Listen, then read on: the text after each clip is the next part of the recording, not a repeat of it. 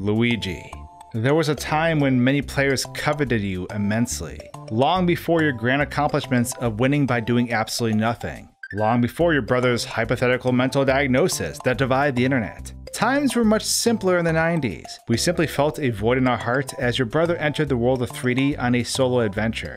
That void only grew, and people began to prey on that desire. That's how Ella's Real 2401 came to be. Most of you are already familiar with the concept, and I actually put out a video last year revisiting it now as an adult decades later. To quickly recap and move on, Ella's Real 2401 referred to the blurry texture of an inscription that was located beneath the star statue in the courtyard area of the castle. Some people also read it as Eternal Star. This was during a time where lunch table rumors at school were super big, and not every child had access to the internet or even strategy guides. I was a hardcore penny pincher as a kid. I had no allowance or anything, so I had to stretch each game as much as I could. But when classmates passed along rumors about unlocking further things in video games I owned, I was enthralled. And thus kids preyed on other kids by sending them on wild goose chases about unlocking characters like Luigi in Super Mario 64. If you want a full breakdown on this concept and its updates throughout the years, I do recommend watching my video documenting it all and where the mystery left off. Because in this video, we're sort of picking up where that video left off to put the final pieces in the puzzle. This video will of course be here when you're done if you want to swing on back over. And if you aren't subscribed yet and you enjoy the content I make, consider subscribing now for more in-depth content just like this. I definitely appreciate the support.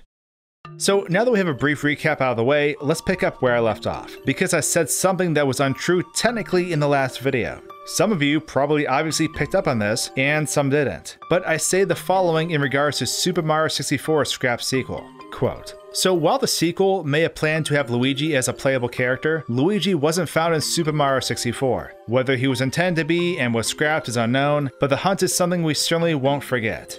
End quote. Okay, so that language is basically not true. So let's reframe that. While unknown to me as a kid, Luigi was on the table to be in the original Super Mario 64. In fact, it wasn't so much as just an idea that never saw the light of day, it was actually implemented to some degree.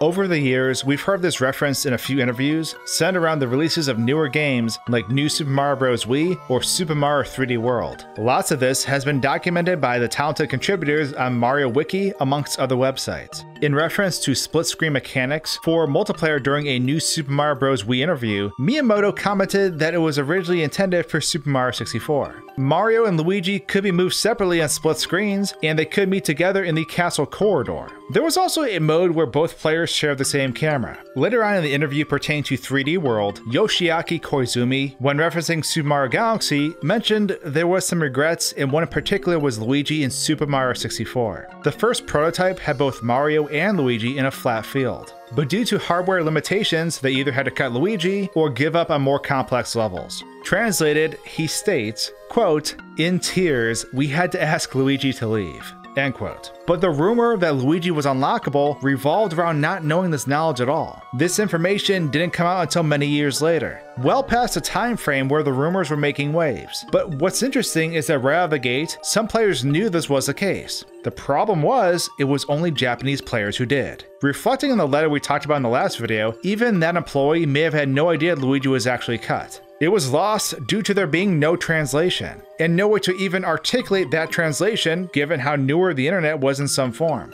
Nintendo of America responding in English probably had no clue what actually happened developmental side, but right out of the gate, Japan did because of the strategy guide. So this is where things get interesting, because up until the end of 2016, the interview where this transpired remained untranslated and inaccessible. It wasn't until a website called shmooplations.com took on the translation efforts to finally reveal the contents of the interview. Now, this interview was actually sourced from the 1996 Japanese guidebook for Super Mario 64. The English strategy guide contained no such interview, and it's kind of neat to see what it says, because they talk about Luigi quite a lot during multiple instances. For starters, when asked about what happened to Luigi, Miyamoto stated that Luigi was in the game up until February of that year. Mind you, the game came out in June. That means Luigi was pulled from the game only 4 months before the game was released. It is stated that it was due to memory issues and he had to be removed. Further on in a separate interview, Miyamoto explains that Super Mario 64's earliest build was basically a room full of Lego-like blocks that Mario and Luigi could run around in.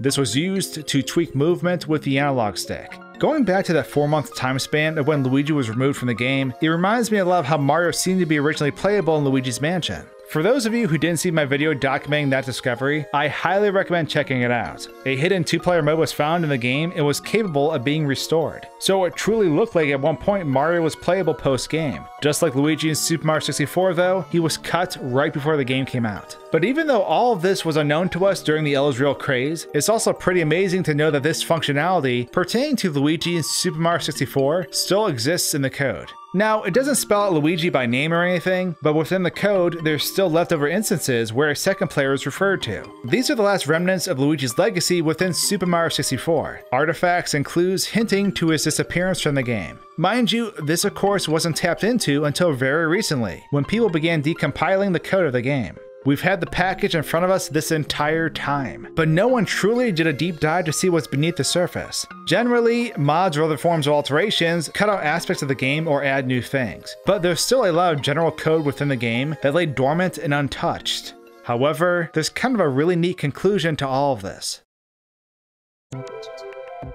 More than anything, we wanted L to be real, for Luigi to be within the game. It was even the dream of the game designers themselves. With great sorrow, they had to cut Luigi out, erasing him from existence and turning him into only a rumor that spread across the land. He was cut because the hardware couldn't handle him being in the game. Since Super Mario 64 was developed alongside the Nintendo 64 hardware itself, tons of the game's functionality was experimental and unknown. In the end, as stated in the interviews I referenced earlier, despite the hardware limitations, they believe that Super Mario 64 truly only used 40% of the system's capabilities, with a max outlook at possibly 60%. With more time, Luigi could have probably worked. And I think that is what is special about the neat conclusion I was mentioning, because due to the hard work of a very passionate individual, Luigi was actually restored to Super Mario 64 in split-screen glory. Kaze Emanuar did something people thought was impossible once again, by altering the game to feature this co-op functionality and still have it run on the original hardware without issue. To me, that's honestly the perfect ending to this gaming mystery.